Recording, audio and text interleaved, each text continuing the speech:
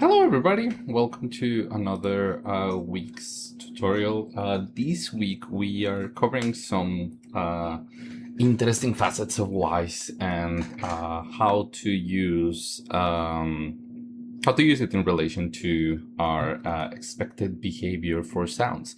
In specific, we're going to touch on mixing, audio buses, sound cluster sessions, docking capabilities, and then later down the line, one of the most important things that we have talked about, which is reverb and the presence of reverb as a matter of like making sound realistic, right? Making sound.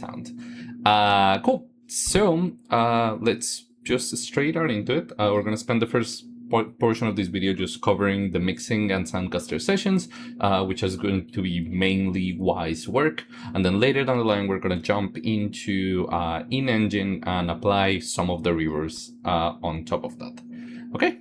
All right. So first things first, let's see where we were last week. So we had been working a little bit on trying to design spaces for states and for different configurations for our character. So first we have like this ominous music that is present on our snowfield. Let me lower the volume of that a little bit so you can still listen to my voice.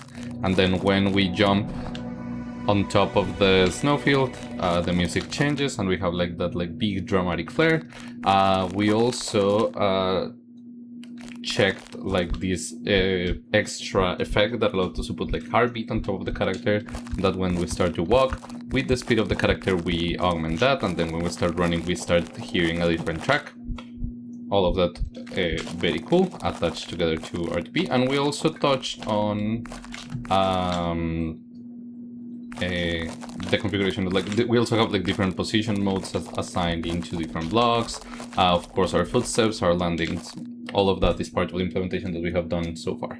Now, you're probably seeing those two structures that are there at the back. They're going to be useful in a little bit. When we get into reverb, we needed places to put reverb on, so I just created them utilizing the modeling cube tool. Just to have like a couple of buildings that we could try to walk under. The other thing that I did in the project was that I needed to organize this a little bit.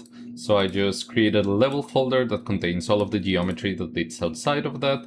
And then here is my complex tunnel and my short tunnel that I created and put this into our reverb folder. Now, none of those are going to be necessarily like too difficult to make. If you want to make them the same way that I did, you can jump into not the place actor, but in here the modeling tool allows you to select the cube grid, which in turn will, let me escape just to make sure that nothing's grabbed. You can select a section and then press E or Q or use one of the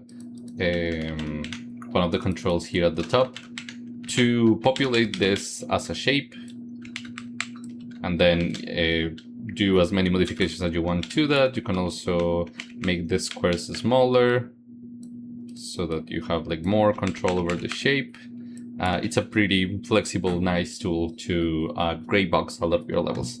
For now, we're just gonna move on with the rest of the explanation, hoping that you can create or you have created similar spaces that are going to be usable in your own level when we get to the Unreal part.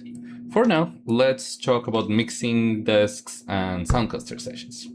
So as we have conversations on mixing, we need to continue the conversation that we were having in class about buses and the, well, technique, I guess, behind routing all of your sounds, all of the specific types of sounds for usability purposes. It is easier if you plan of having the same configuration over multiple sounds to group them together into a bus and then utilizing that bus to, well, facilitate the transfer of information, but also to be able to apply extra configurations to those sounds without the need of you going sound by sound and creating these extra transitions or extra characterizations for them. So the first thing that we're going to do is that we're going to create buses, and we're going to group our sounds together so that they're easier to mix, but also easier to maneuver as we move forward. For that, we're going to jump straight into our Wwise project, and we are going to create a couple of buses. So if I go to, I'm already in the in the designer layout. If I go into my buses, there's a main audio bus, which is the one that we're going to be utilizing for most things. Like all of our things are going into a main output, and that main output is the main audio bus. We are then going to create additional audio buses that we can use inside of our main audio bus. They serve as extra channels. As I was explaining in class, imagine it as like a big tree. The main audio bus is the one thing at the top, and then our audio buses can be characterizations, like attaching together sections of the different parts of a soundscape so they can be more easily managed. Similar to the things that we've talked about on different video games that appear on the configuration of different video games, we see that things like sound effects or different types of like sections of the music or voice lines can be grouped into their own subgroups. That's what we would use buses for. So in our case, we are going to create a couple of buses. Let's start with, let's say the box bus. In here, we're gonna place, our box related sounds. So like our RTPC sounds, the things that we have on extra things. Then let's say that we create a snowfield audio bus. That is going to be where we place all of our snowfield related effects. And then finally, the main sound that we have been playing around with, which has been our footsteps. At the end of the line, we do have multiple types of footsteps that we need to try to control. When you select them, you'll see that it looks really different than if you like selected a RTPC blend type of thing, like whatever other type of controller you have. When you select one of these buses, there will not be not meter available, at least at the beginning, but it does contain all of the like additional type of configuration that you had been expected up to so far, with some additional extra ones that we'll be touching in a little bit. For now, the next thing that we need to do is to try to assign these buses to the types of audios that we are going to use them for. This will be then common practice from here moving forward, because we are rerouting the space. Now, instead of our sounds going directly into the main audio bus, we're sending them to the bus that is dedicated specifically to them, and then sending that bus to the main audio bus. Perfect. So for that, we're going to first, let's go to our RTPC blend. Let's select here, we have what the output bus is, and we're going to change that. It's going to go from the main audio bus to, this is a box effect, so we're going to put box. Let's do the same thing with the digital horror. The digital horror has a main audio bus. We change that to the box audio bus. Then we have landing. Landing, each of the steps are going to be footsteps. So footsteps are their own bus. Let's do footsteps here. Let's do footsteps here. And then we got snowfield. Snowfield, both of the sounds are going to be sent to the snowfield. These are two effects. Perfect. And then finally, the footsteps. We have footsteps dirt. That one is also going to go to the footsteps. Oh, sorry. So this warrants a condition. I opened both the footsteps dirt and the footsteps snow, but footsteps dirt and snow are both children to the parent object, which is the footsteps switch group. The footsteps switch group has the capacity of changing the output bus from the main audio bus to one of the other buses, but in these ones, it's just like connected directly to what the parent is. What does that mean? That like if you have branching connections, whatever children are attached to the configuration of their parent object. In our case, that means that these children will be sent to the main audio bus unless I tell footsteps that it's not now going to footsteps, as I am doing now. And then after I do that, when I go to the footsteps dirt or the footsteps node, you'll see that they are both being sent to the footsteps parent, the footsteps bus. Now, I can override that, and if I click here on override, it will tell me, hey, what else do you want to send it? So if, for example, I didn't want to send the footsteps no sound to the footsteps bus, I'm saying footsteps a lot. But I wanted to send it to, let's say, the snowfield bus. I would be able to change that here, and it would be selected even though the parent is selected to be sent to the footsteps bus. In our case, we're not going to do that. We're going to continue sending these to the footsteps bus. And now we have that selection done. Perfect. Now, the next thing that we have here is that it is pretty good that we have them organized, but it also means that we have now reached a point in which we can observe a lot of this information together and try to make decisions about how these elements balance each other out. As we were discussing, as more elements start appearing in your configuration of your soundscape, it becomes much more and more important for you to be able to balance them together. How does this like ambient sound in relation to my footsteps? Which one is giving more information to the player and which one is going to be more important for them to be able to hear? Because of those circumstances, we're going to be utilizing Soundcaster sessions and mixing desks. Mixing desks are the place in which we're going to be able to visualize let me go back here, visualize a lot of the information, at least from a graphical perspective.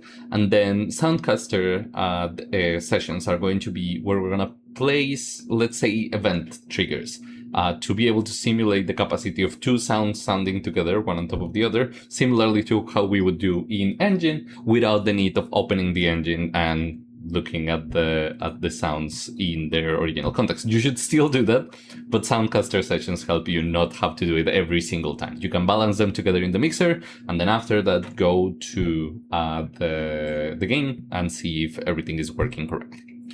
Okay, so for that, we are going to go into mixing desks.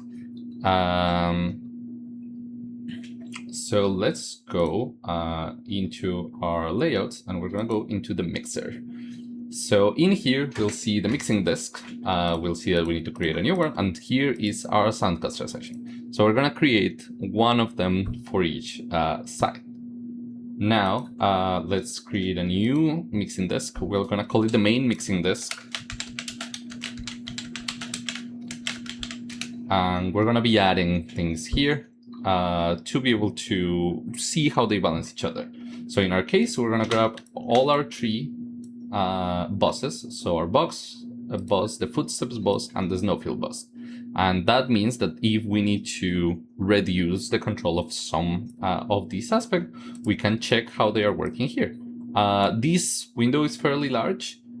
You can also branch it into its own window, and that would allow you to look at the whole thing. If you have multiple screens, it is common for people to have this whole object on one side, so that you're always able to observe these facets in relationship to one another.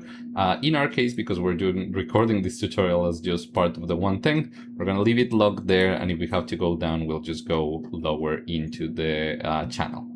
Now, the next thing that we have is our Soundcaster session. And you'll see here that in this Soundcaster session, there is already some things that are appearing. In specific, we have our speed that will allow us to listen to or to change and create effects in our things.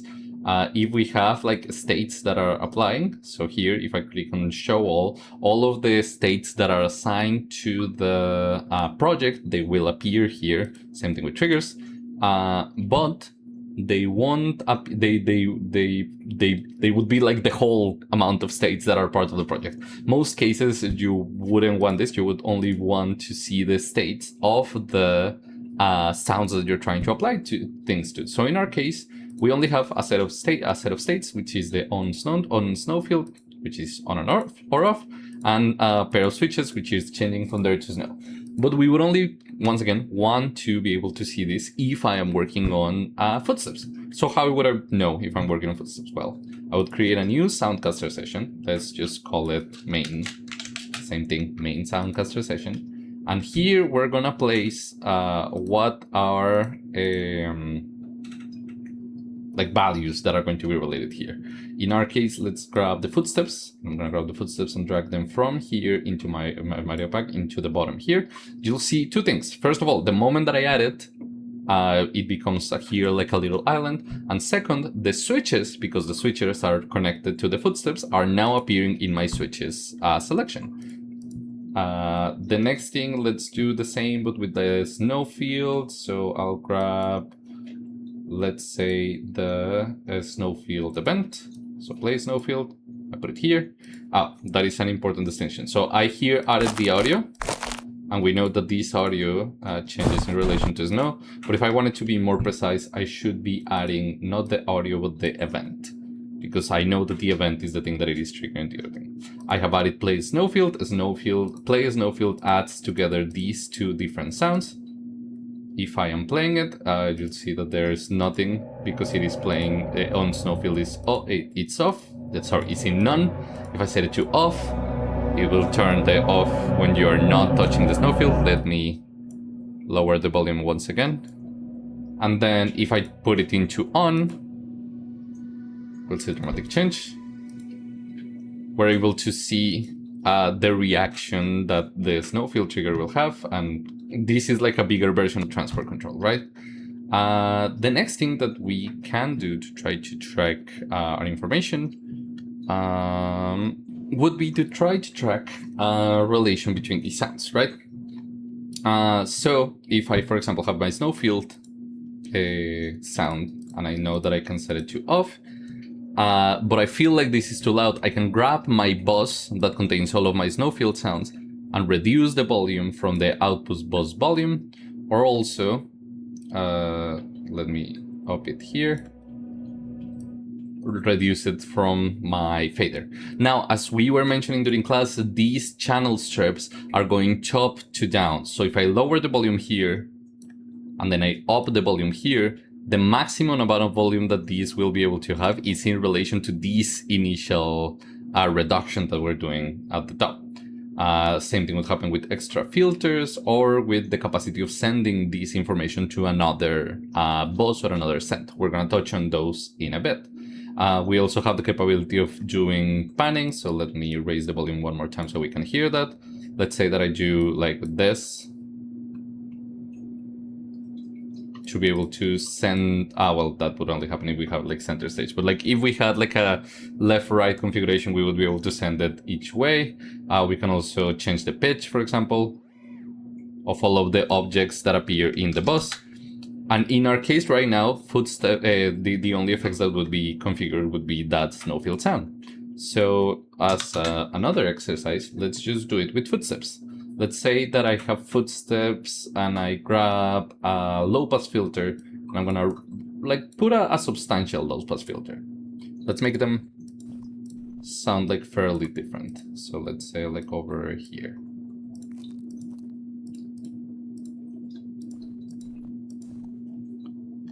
Right, I'm changing the wrong section.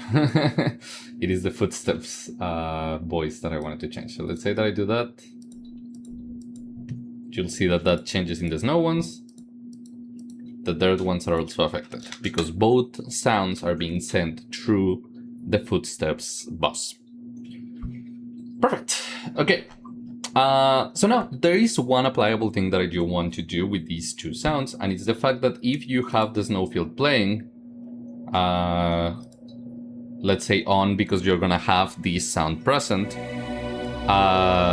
this is really loud. And if I play the footsteps, which would be the snow footsteps in this case, they're like fairly low under that sound.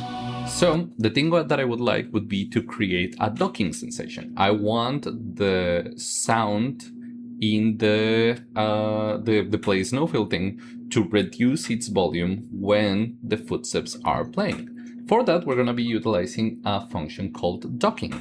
Docking helps to, as I was mentioning, reduce the volume of like predominant sounds, and you can configure it so that they dock under other sounds that are present. Now, it is important to make a distinction here. Wwise works in a way that makes it so that the predominant sound, the sound that you want to sound, has to dock the other sound. Therefore, for us to make the snowfield sound lower when the footsteps are playing, we have to go to the footsteps. So let's go to the footsteps configuration. Let's go back to our designer layout. Then in here, sorry, not our sound, but our footsteps bus. In our footsteps bus, we can add the auto docking feature. And here I'm going to add a new bus that is going to dock. So basically, when the snowfield sounds are playing, they need to dock under the footsteps. By how much? Let's say not a huge amount.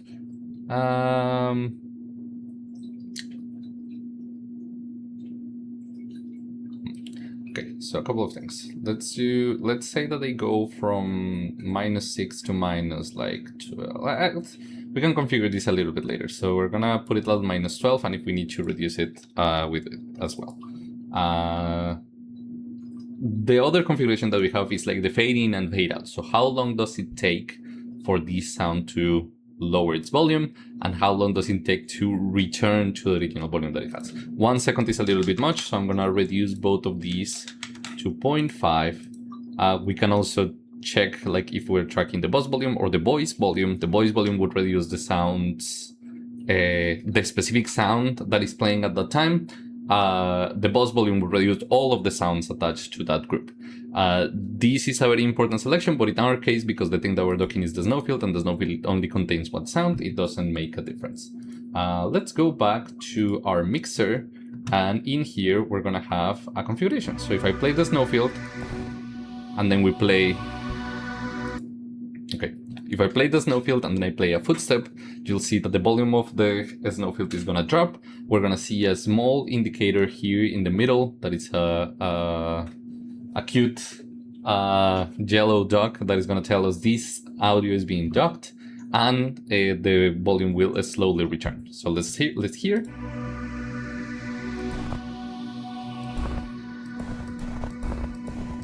So it maintains a lower volume as long as the footsteps are playing, and then returns back.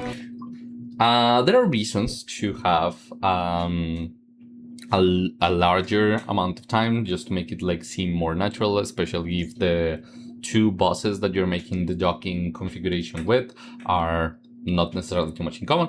Like let's say that instead of being the footsteps that are lowering the sound, you're like lowering the sound effects because you want music. You would like the transition to be a lot more seamless, and therefore the time of the fade in to be a lot longer, so that when the music drops in, it doesn't feel like it's coming out of nowhere, but like we gave it some space. But that is going to be a configuration dependent on your intentions for the sounds. Now, the other thing that we see is that now Footsteps has a thing here that says that it is docking Snowfield, and it also allows us to try to change a little bit the configuration that we have for that docking. So let's try this one more time. I'm gonna go back to Snowfield. I do think that the drop is a little significant, so I'm gonna go back into my original configuration for the docking. Let's go to, I'm gonna leave it at -6. And yeah, there is a maximum docking here that also allows you to tell the system that it can be lower or not. And also amount of recovery time, that here it tells us that is the amount of time from the termination of the audio signal in the current bus to the beginning of the fade-in. What does that mean? That in the fade-in space that we had to wait a second and a half, basically, for the thing to wait, because it needs to determine that the audio stopped playing before it can start bringing the other audio back. So that can be as low as 1 or as high as 10, which would give a lot of space before the sound starts propping back in. So that was part of also the termination. Let's put this also at 0.5. That way we have 0.5 seconds before it starts recovering, and then 0.5 seconds for it from going from 0 to the original volume that we have. Perfect. Let's try this one more time in the mixer.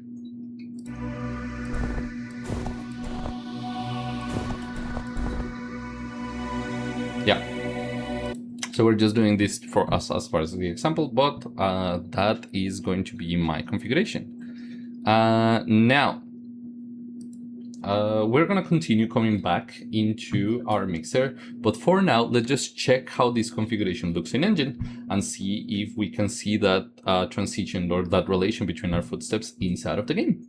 Okay, so in Unreal, this looks pretty simple. Let's just walk into the game and run. And then in here, we know that there is a difference in the volume. So we hear here our footsteps are snowfield effects. And then once we are walking out, we can hear that it raises back up when the footsteps stop playing. And then when we walk inside, we have that space of time before it goes back up in volume because they're being docked. Pretty good.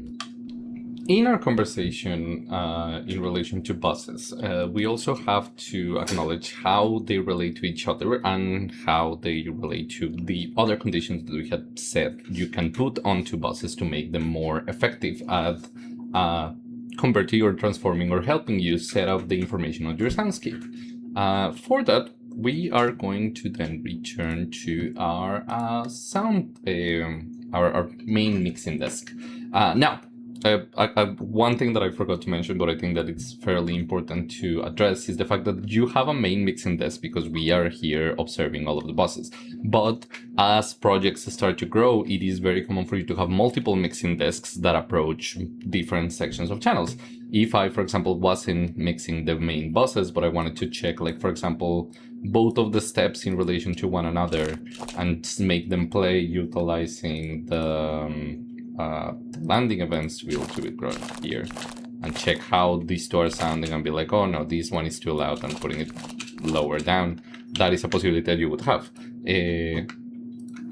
Obviously, for that, you would probably add this to your sound customization. But yeah, the idea here then becomes that we utilize the mixing desk to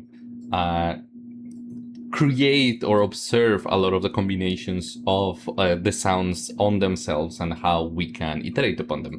Therefore, as more sounds that you have, it is much more common for you to have multiple sections of the mixing desk and multiple options of the sound customization for you to try out the combination in between and make those configurations a lot faster than going into the designer layout, selecting your audio source, lowering the volume, and then etc. etc. I don't know where this main container came in, so I'm just gonna leave it off. Cool. So now, the thing that we're gonna work in now is utilizing those buses to create or to transform the information that we are gonna be playing with. And we're gonna do that through Reverb. Now, Reverb is really important, and you should be utilizing Reverb to differentiate the spaces in which your character is walking. Usually, unless your character is walking outside and there is no spaces around it, there's gonna be some reverb applied to the sounds that you expect your character to be making and to be hearing. Therefore, how to apply reverb and how to apply reverb in an effective manner becomes a very important part of negotiating how much space a soundscape dedicates to these features. Therefore, we are going to cover two different ways in which reverb can be applied to your project. One of them is continuing with the knowledge that we already have. We're going to utilize buses, state control, and the combination of like RTPC values, well, not an actual RTPC value, but the ideas that go behind them that we have related to so far, to apply the effect of a bus through a scent.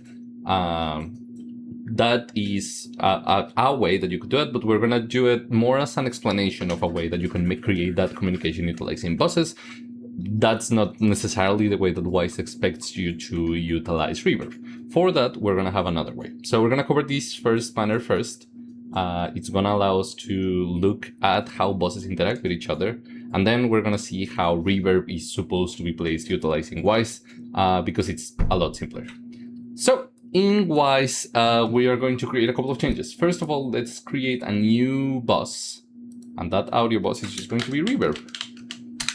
Similar to all of our objects, we're just going to store our reverb here. So for that, I'm going to create a couple of auxiliary buses. Now, this is an important distinction, but let's say this is tunnel. Oops. There you go. Tunnel underscore reverb. This is an important distinction, but there is, of course, a difference between, let me go back to my design layer, a difference between a bus and an auxiliary bus. The difference for practical sense is just the fact that the tunnel reverb allows you to observe processing powers because it is always going to be under the qualities of the bus themselves. We utilize buses as the object that allows us to group the different structures for our sounds. We utilize auxiliary buses to create subgroupings and allow for adjustments that we make. So like effects and extra processings are done through auxiliary buses under the larger group that is the bus. So in our case, we are going to utilize 3 different reverbs as we move forward, but let's start with one. This is going to be the tunnel reverb. The tunnel reverb is going to be applied to a tunnel in our game scene. So in our tunnel reverb, we are going to create a new effect. I'm going to go to effects, and then in here we can add a new one. I'm going to go a little bit lower. There are a couple of extra ones that are not going to be part of our capacity for today. But in here, let's look at the Reverb ones.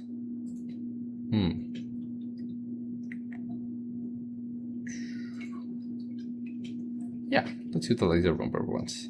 So in here, let's just, oh my god, Reverb, I'm gonna look for the, let's say room small.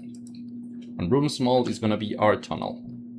You can utilize any of the effects that's like in here, and you can also utilize other effects that are present in the larger installation of Wwise. You can also install effects from outside if you have other libraries of effects that you want to utilize. For now, this is going to be our use. So the next thing that we're going to do is we're going to try to apply this to the sound effects that we need to apply the reverb to. In our case, in the soundscape that we are generating, the main sound effect that we are listening constantly is the footsteps. The footsteps are going to be played in, indoors. And in this tunnel, we should be hearing the reverb. So for that, we're going to go to those footsteps, and in our user-defined auxiliary sense, we're going to create a new scent. Here in the scent 0, I'm going to select our reverb, tunnel reverb. What does this mean? That every time that the footsteps sound is being sent, it's being sent first to the output bus that doesn't have any extra configuration, but then it's also being sent to the tunnel reverb. That's pretty good. So then we are going to, if I play now the footsteps sound, we'll hear that we have an effect applied. If I go into the tunnel reverb and I change the volume of itself,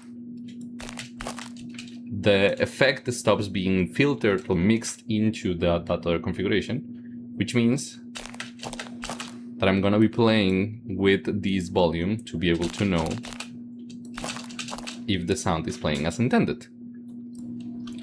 So now for these to work as we actually intended to, which by the way, we can see that it is being sent correctly, we cannot just put it into the footsteps. So this was the way that we just applied it, which was be utilizing the send here. However, we have a better way or a more efficient way to signal this information because now everything is centralized. If I wanted to do it this way immediately, I would need to go from here to the footsteps to also the configuration of the landing, but we already did that and sent everything to our bus, to our footsteps bus. So I'm gonna go back here to none, and then I'm gonna go back to our footsteps bus, and in our footsteps bus, I'm gonna configure our send to the tunnel reverb. The effect should be the same.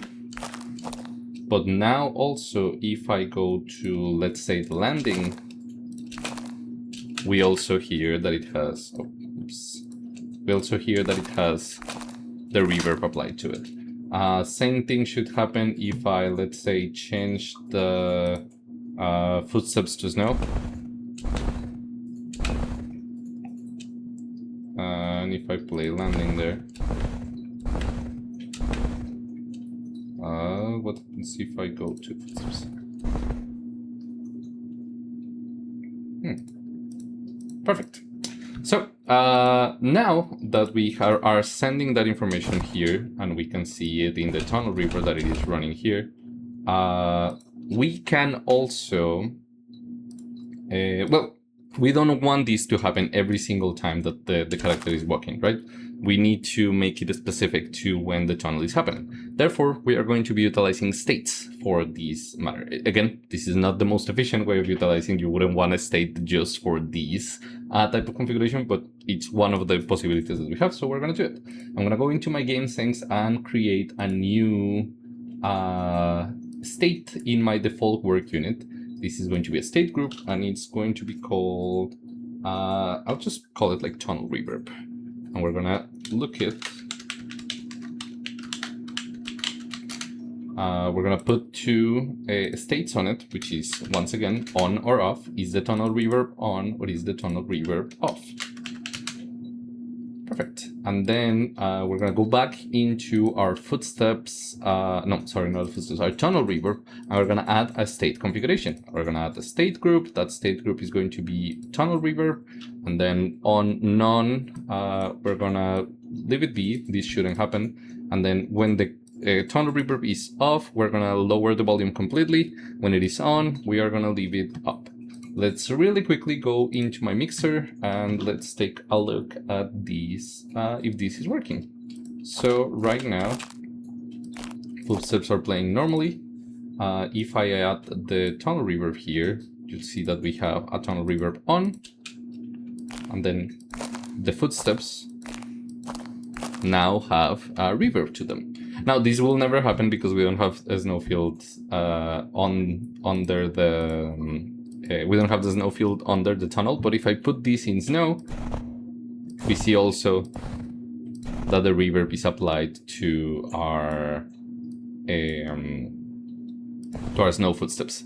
I can also add the tunnel reverb into my mixing desk, so I have a visualization of them playing. And also because this is being populated, I can see them sounding together. And then if I am on the snow field, let's say that I'm off. Perfect. That combination of sounds will never happen, but it is still good to know that it is there. Perfect. So now let's go into my sound banks. Let's generate checked. I haven't created any extra transitions, so this should be it. So let's jump into the project and see if it works. Okay, so in Unreal, we're gonna jump in and we need to play to change our things a little bit. Here we have our object. This is the tunnel that we're gonna be using for our tunnel, and we're gonna use this other structure later in a little bit. So for these, we're gonna use the same type of configuration that we did for the on snow field like effects. I'm gonna go into my short tunnel and I'm gonna add a little bit of a continuation to it. Let's say that I have in my content drawer, sorry, this was another thing that I was doing. Let's go to, oh, I also organized this in the meantime. I have here my, the switch controller. I'm trying to remember how this is working. The switch controller is setting a switch.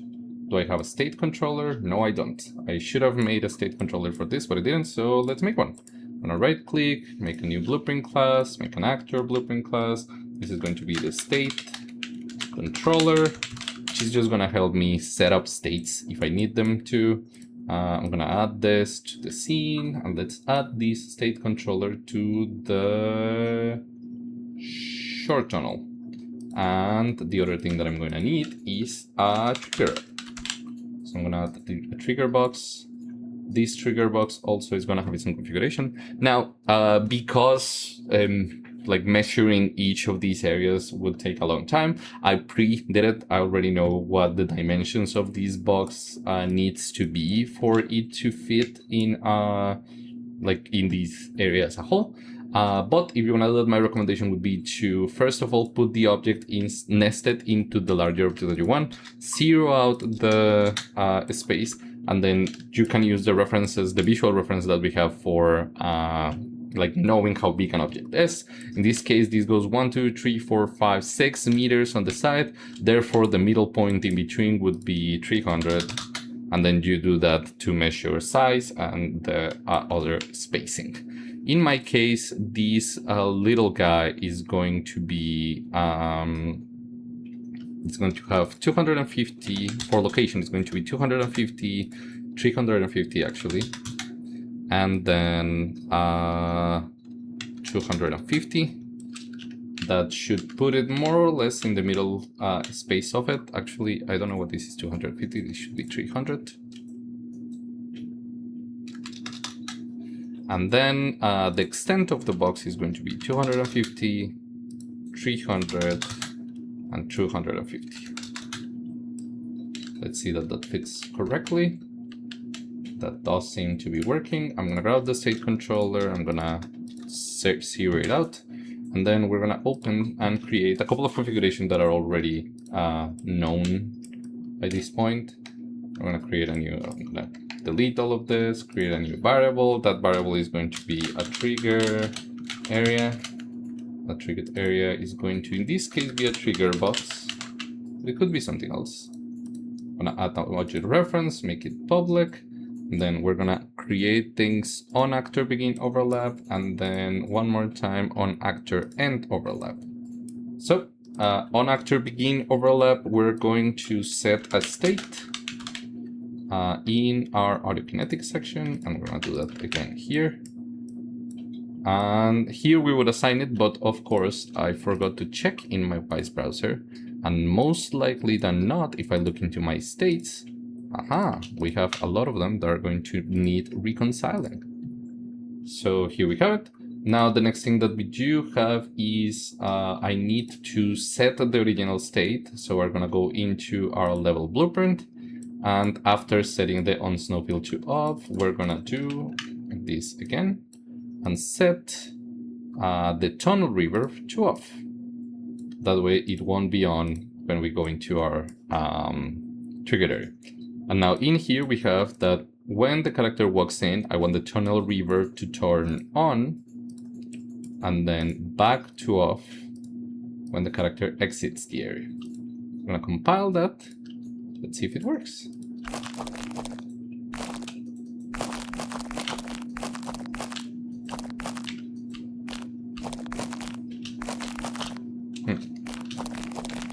It's a little hard to hear that, so let's look at it back again. Oh, of course, the problem is that I haven't selected the area. So the trigger area is going to be the trigger box in the short tunnel. Yeah, so we have that trigger box. Now let's do it again. So we hear that reverb being applied to our object.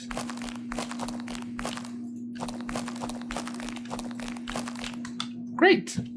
Okay. So as I was mentioning, for the second section of our reverb, we're gonna look actually at the way that it is intended for us to work. And that is utilizing reverb zones and the reverb configuration as an object. That will mean that instead of us creating a configuration that like forces or like hard routes our space for those reverbs, we're just going to create the reverbs and then tell the tell Wwise that when the game tells you that there is a reverb, we need to apply it. So let's jump into Wwise and look at what that looks like.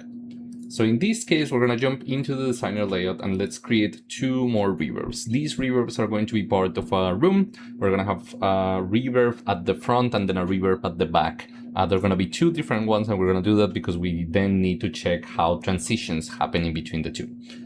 So let's create 2 reverbs. Let's do, I'm just gonna do like room 1, once again.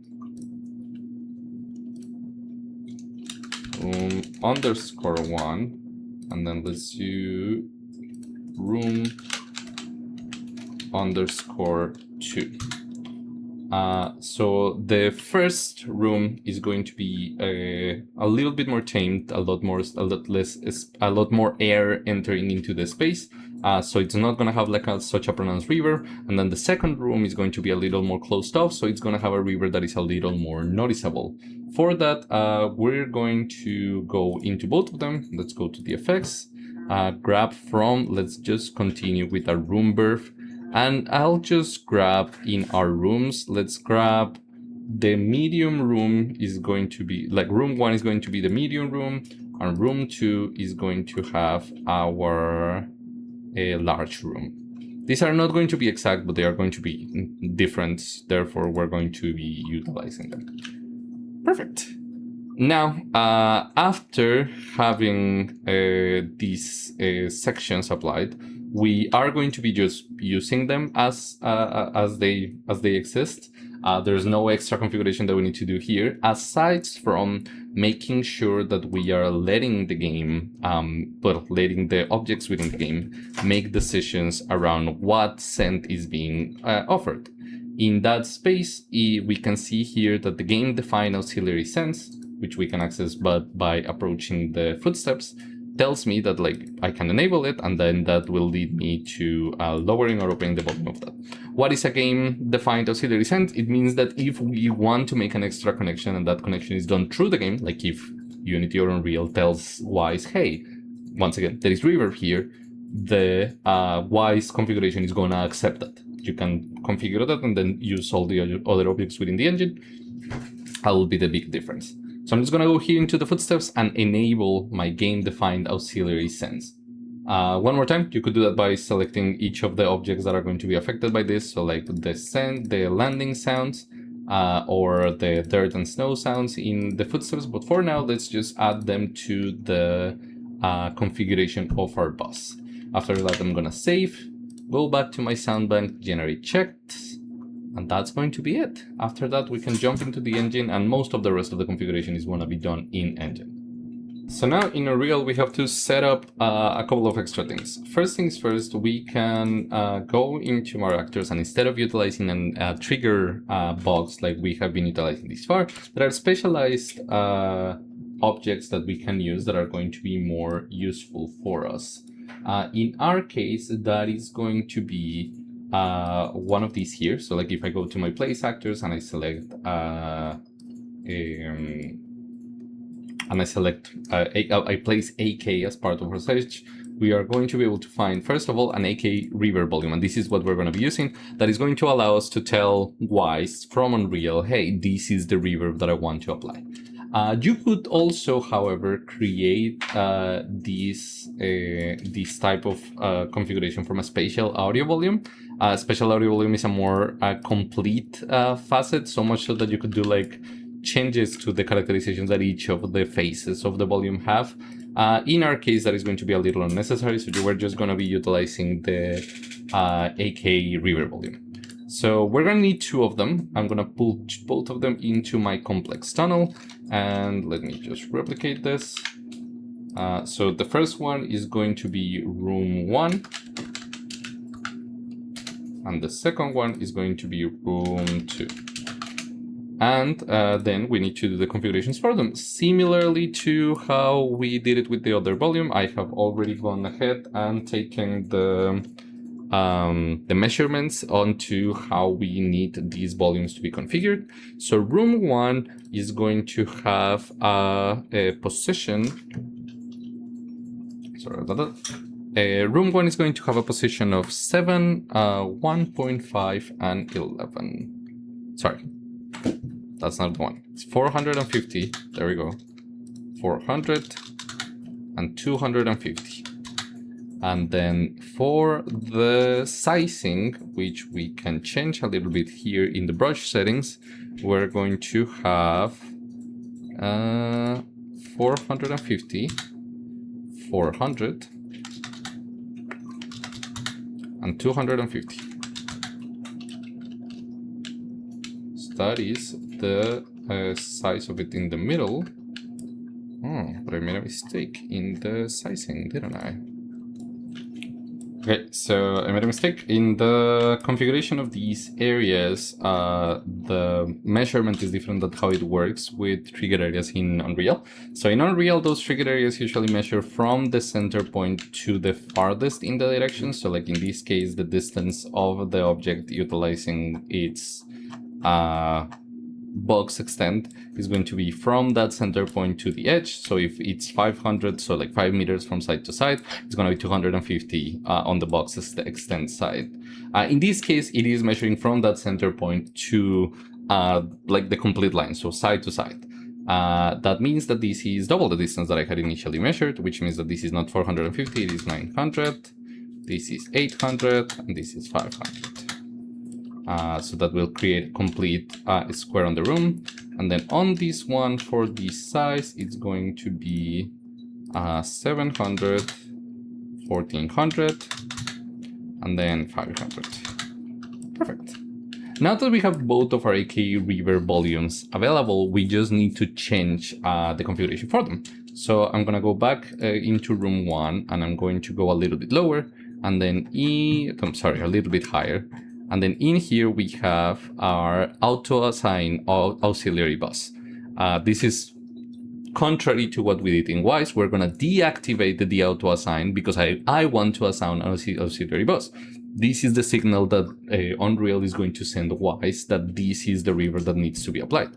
In my case, this is going to be room 1. Now, of course, we need to make sure that all of these 3 objects are being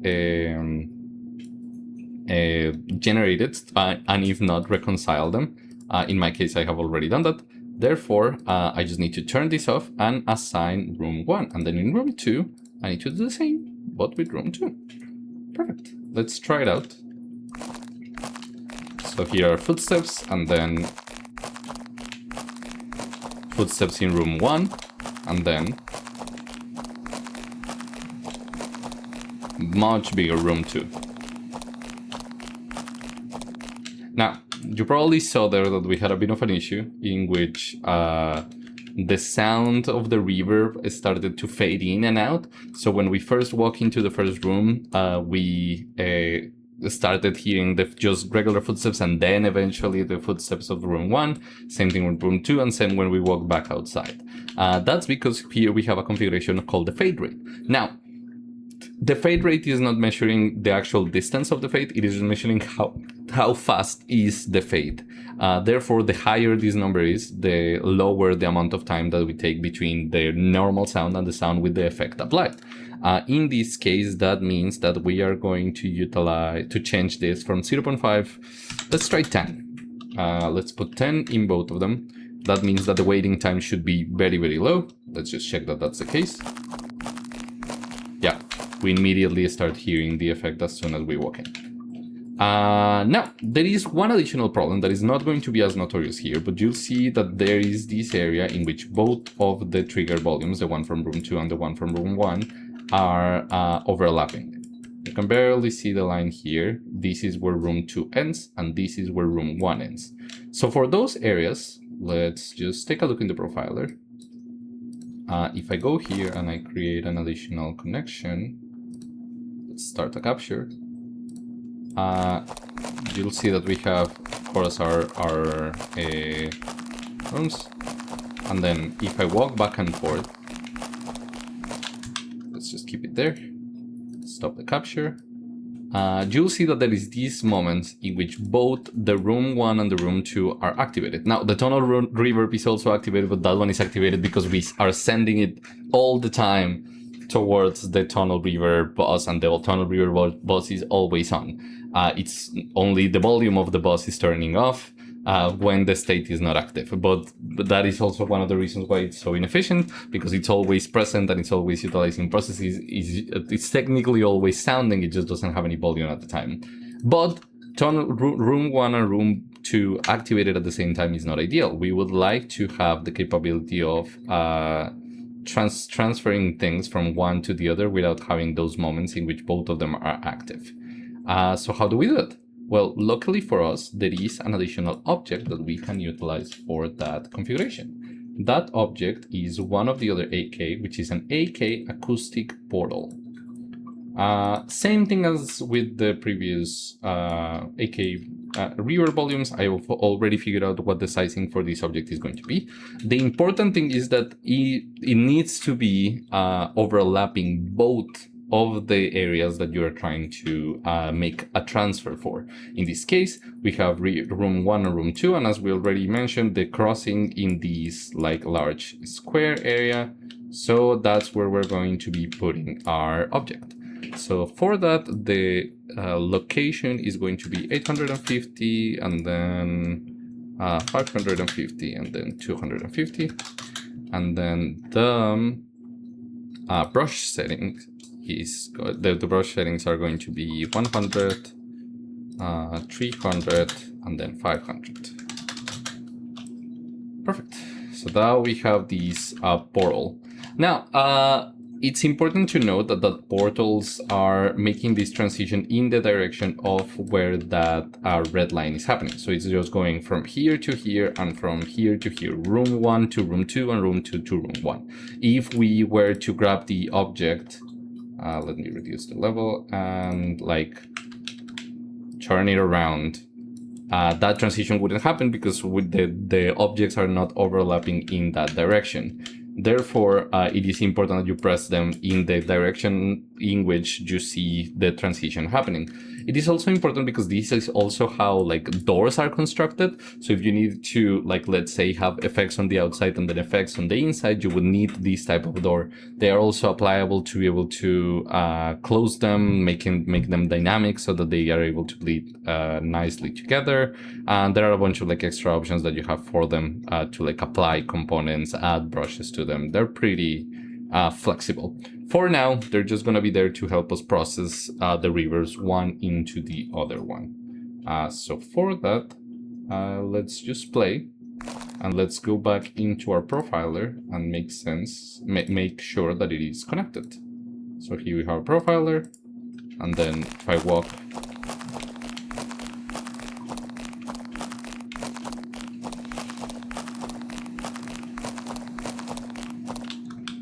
let's see if we did it correctly. Did a quick jump there. So we see that there are pop-ins in which the one of the other elements appear, but when those pop-ins happen, we are having a reduction in the volume of the one that it is coming out. But most of the time, even when I'm creating those extra spaces, it is just appearing as an extra. The other thing that is like good about portals, let me make this big again, is that as I mentioned before, they serve like extra transitions for other spaces. Other closed spaces in particular, but they are like a wider tool, so make sure to play around with them if you want to. Make them hollow, for example, and also change the shape, like make it a cone or a gigantic square or something extra. Pretty good. They're very fun. Okay. So now with having covered all of that, I need to emphasize the idea that like mixing desks and soundcaster sessions and those sorts of things should be like your main barrier of entrance into seeing how sounds flip together and how you want it to do. They facilitate and make the whole process a lot easier.